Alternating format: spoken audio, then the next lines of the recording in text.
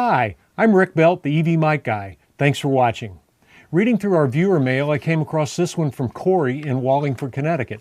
Corey writes, "Hey Rick, the auditorium at school has a PA and podium mic for people to speak during programs. Good sound is a problem when some people who don't know how to use the mic get up and speak. I've used the RE20 in studios and love how Variable D manages distance, but its size is impractical for our auditorium's podium. Is there another solution?" That's a great question, Corey, and thanks so much for writing in for advice. Yes, indeed, Variable D is the only solution to speakers who don't stay right up on the mic.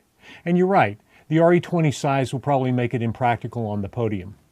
Variable D is also found in our RE16, which is smaller and more likely to be the appropriate size. So let me show you how it sounds in comparison to a couple other mics. I've got 3 mics brought in for comparison. During these comparisons, I'm going to mute my body mic so that doesn't get mixed in with the sound of the mics that we're listening to. So I'm going to go ahead and mute my mic and bring up the first one. Okay, so now I'm on a standard cardioid mic that has a proximity effect, and proximity effect has something to do with the problem you're having in that auditorium. So as I get right up on the mic, I'm going to get a tremendous increase in bass, but as I move away, my voice is going to thin out and the gain's going to go down drastically. And when you have people addressing your crowd and they don't know how to work the mic and they get off of the mic drastically, you're going to end up having to make up for it at the console with gain, and a lot of times that'll introduce another problem, feedback. So here's a standard cardioid mic. You hear what the working distance is, and I'm going to go ahead and mute this one and go over to the RE20. All right, so now I'm on the RE20, and we covered RE20 in another program. You're more than welcome to have a look at that one as well. But the RE20 has a variable D, and the variable D gives me a generous working distance. And if I'm using this mic, I'm not necessarily having to be right up on the mic to get full gain and tone. I can be way off of the mic and still be heard. And so that's the variable D, and this is what the RE20 sounds like. Now I'm going to go over to the RE16.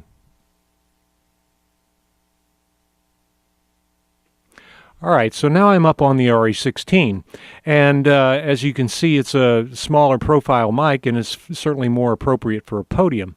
Now, the tone of the mic is going to be a little bit different than the RE20, obviously, but we've got variable D proximity control, which means that I can be off of the mic by a fairly significant distance and not sacrifice gain and tone. So if somebody that doesn't know how to work the mic in your auditorium is moving around the mic and they're way off axis on the mic, you don't have to make up for it with much gain on the console to get them into the PA and heard.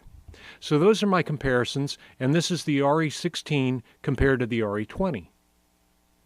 So there you go, Corey. The RE16 is a variable D mic and a more manageable size on a podium. I hope that helps. Just remember that if someone removes it from the clip to handhold it, they'll need to be very careful not to cover up the variable D phase port. Thanks again for your question. So that's it for this show. Thanks again for tuning in. This is Rick Belt, the EV Mic Guy. See you next time.